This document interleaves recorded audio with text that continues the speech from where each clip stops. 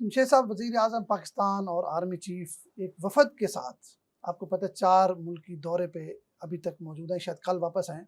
اس دورے کے کیا ثمرات ملیں گے، کیا اثرات ہوں گے خاص طور پر پاکستان کے لیے، اور خاص طور پر جو پاکستان اور بھارت کی جو جنگ ہوئی تھی اس حوالے سے یہ دورہ کتنا اہم ہے؟ میرا خیال ہے کہ پاکستان اور بھارت کے درمیان جو جنگ ہوئی 4 دن کی، اور اس جنگ کو اگر دیکھیں تو اس میں جن دوست ممالک نے کھل کر پاکستان کا ساتھ دیا، اور اس میں ظاہر ترکی، آذربائیجان جنہوں نے حمایت کی، چین اور تاجکستان کی حمایت ہمیں حاصل رہی، تو اس پر انڈیا میں آپ کو پتہ ہے کافی واویلا بھی ہوا، چیزیں بھی ہوئیں، اور اس کے فوراً بعد جیسے ہی تھوڑے سے حالات نارمل ہوئے، سیز فائر ہوا، تو پاکستان کے وزیر اعظم آرمی چیف اب field marshal general Asim Munir کے ساتھ گئے اور ان ممالک کا دورہ کیا، اور انہوں نے ملاقاتیں کی، اور ایک سہ فریقی آپ کو پتہ ہے کہ وہاں ایک کانفرنس بھی ہوئی جس میں آذربائیجان، ترکی اور پاکستان کا جو کانفرنس ہوئی، اس میں کھل کر کافی باتیں شہباز شریف صاحب نے بھی کی۔ باتیں کیا اس میں بڑا کلیئر ہوا کہ تینوں ممالک جس پر بھی کوئی برا وقت آئے گا تینوں ممالک کٹھے کھڑے ہوں گے۔ اس میں تو ترکی کا جو ہے اردوان، اس نے کہا کہ اچھے برے وقت میں ہم تینوں کٹھے کھڑے ہوں گے، مطلب بڑا ایک جو اعلامیہ تھا، اس کا اعلامیہ یہ تھا کہ حالات جیسے بھی ہوں گے ہم تینوں ایک ہیں۔ اچھے برے وقت کی جو آپ بات کر رہے ہیں نا، اچھے برے وقت میں یہ ہوا ہے کہ ماضی میں آذربائیجان کو آرمینیا کے حوالے سے جس سپورٹ کی ضرورت تھی پاکستان نے وہ دے چکا ہے اس کو ماضی میں۔ بالکل ٹھیک بات ہے۔ اس طریقے سے ترکی کے ساتھ بھی پاکستان کی جو کوارڈینیشن اور چیزیں رہی ہیں، تو یہ جو پہلے جو تعاون اور یہ جاری رہا ہے، یہ ممالک غیر اعلانیہ طور پہ، اعلانیہ طور پہ مختلف مواقع پر یہ سپورٹ ایک دوسرے کو کرتے ہیں، لیکن یہ پہلا موقع تھا جہاں پاکستان کو ضرورت پڑی تو ان ممالک نے کھل کر بات بھی کی۔ لیکن اگلی بات جمشید صاحب میں یہ سمجھتا ہوں یہ ایک خیر سگالی دورہ تھا، اور آپ کو پتہ ہے کہ بھارت نے اس کے بعد، جنگ کے بعد، ترکی اور آذربائیجان کا بائیکاٹ کیا ہوا ہے۔ ترکی کی ایک بڑی تجارت ہے جو بھارت کے ساتھ تھی، لیکن ترکی نے کہا کہ ہمیں اس کی کوئی پرواہ نہیں ہے۔ بھارت ابھی بھی جو ترکی کا پروڈکٹ ہے یا ترکی کے لوگ ہیں ان کا بائیکاٹ کیا ہوا ہے، ایون ان کے آنا جانا جو ٹورسٹ ہے وہ بھی بند ہے۔ اسی طرح آذربائیجان میں بھی ان کا بڑا ٹورزم تھا، اس کو بھی انہوں نے بند کیا ہوا ہے۔ تو آذربائیجان نے بھی بڑا کلیئر کہا کہ پاکستان کے لیے ہمیں یہ نقصان کوئی بڑی بات نہیں ہے۔ دیکھو اصل بات افتخار صاحب یہی ہے نا کہ جو انہوں نے جس انداز میں بھارت نے رد عمل کا اظہار کیا، اور اس کے باوجود ان نقصانات کا اندازہ یقیناً ترکی کو بھی ہوگا اور اس کو بھی ہوگا، آذربائیجان کو بھی ہوگا، لیکن اس کے باوجود انہیں جو سپورٹ جس ملک کو کرنی تھی انہوں نے کی۔ اور ظاہر ہے کہ اب پاکستان، ترکی اور آذربائیجان کا جو تعاون ہے ایک دوسرے کے ساتھ، وہ جو بھارت کی طرف سے جو نقصان ایک تینوں ممالک کو ہو رہا ہوگا یا ہوا ہے، اس کے مقابلے میں ایک دوسرے کو یہ سپورٹ کر کے اس نقصان کو پورا کر بھی لیں گے۔ لیکن اصل مسئلہ پیسے کا نہیں ہے۔ آذربائیجان کی حکومت نے کیا کہا ہے؟ اصل مسئلہ اخلاقیات کا ہے، شکریہ کا ہے کہ یہ موقع پاکستان نے دیا ہے آذربائیجان کو جب آذربائیجان پہ مشکل وقت تھا۔ لیکن آذربائیجان نے پاکستان میں ایک بھاری انویسٹمنٹ کرنے کا بھی اعلان کیا ہے، کوئی 2 ارب لگ گئے، 4 ارب لگ گئے ڈالر۔ تو ایک تو یہ اچھی خبر ہے۔ دوسرا، ایک طرف پاکستان، ترکی، آذربائیجان، قازقستان ادھر جا رہا ہے، پاکستان کا وزیر اعظم بھی اور پورا ڈیلیگیشن ہے۔ دوسری طرف بھارت کو اگر دیکھیں تو وہ کویت، قطر اور بحرین، مطلب وہ بھی اسلامی ممالک ہیں، ان کا بھی ڈیلیگیشن سفارتکاری کے لیے وہاں پہنچا ہوا ہے۔ تو کیا اسلامی ممالک باقی جو ہیں وہ بھارت کی طرف دیکھ رہے ہیں؟ ہے کیا یہ کیا ہے ماجرا؟ دیکھیں دنیا نا، میرا خیال ہے کہ ان ممالک جن کی آپ بات کریں اس پہ ہمیں کافی ان کی سپورٹ حاصل رہی ہے۔ تعلق ہمارا ان کے ساتھ بہت سٹرونگ ہے۔ خلیجی ممالک کے ساتھ پاکستان کے سٹرونگ تعلقات ہیں۔ پاکستان کے سب سے زیادہ اوورسیز جو ہیں وہ ان ممالک میں ہیں، تو ان کا جو تعاون ہے یہ خود بھی ایک تعاون کی ایک شکل ہے۔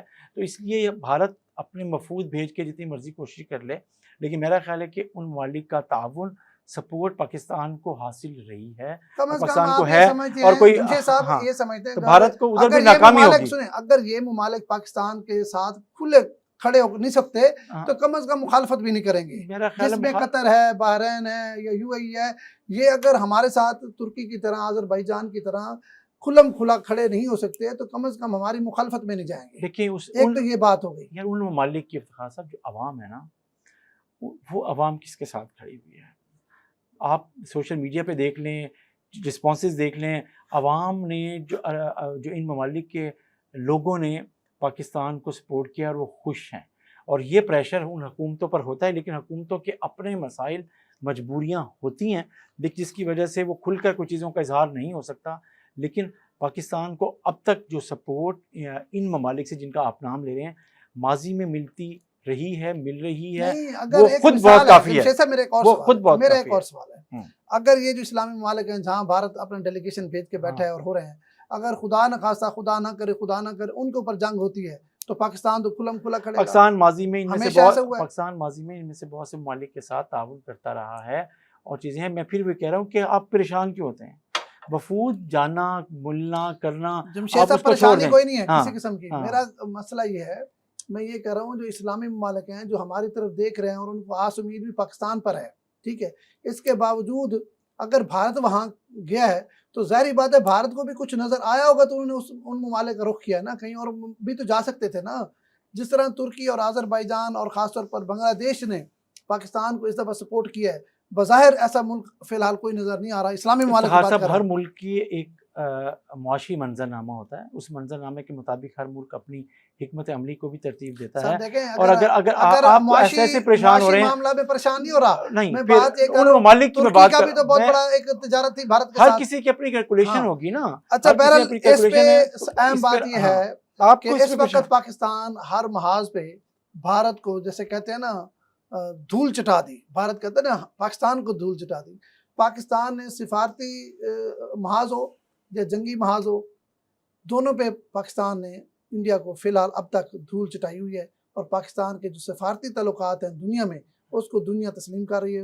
ایون آپ دیکھیں نا بھارت یورپین ممالک بھی گئے ہیں تو وہاں سے بھی ان کو کوئی اتنا رسپانس نہیں ملا. پاکستان کے وفود بھی جیسے آپ نے خود کہا کہ وزیر اعظم اور فیلڈ مارشل گئے ہوئے تھے, اور بلاول بھٹو صاحب کی سربراہی میں آج یا کل ایک دور روانہ ہونے والا ہے وفد جو امریکہ بھی جا رہا ہے, یورپ بھی جائے گا, دنیا کے مختلف ممالک میں جائے گا, ٹھیک ہے, وہ جا کے وہ کر رہا ہوگا. تو یہ چلتا رہے گا. لیکن اہم بات افتخار صاحب, آخری بات, جنگ کے بادل ابھی منڈلا رہے ہیں.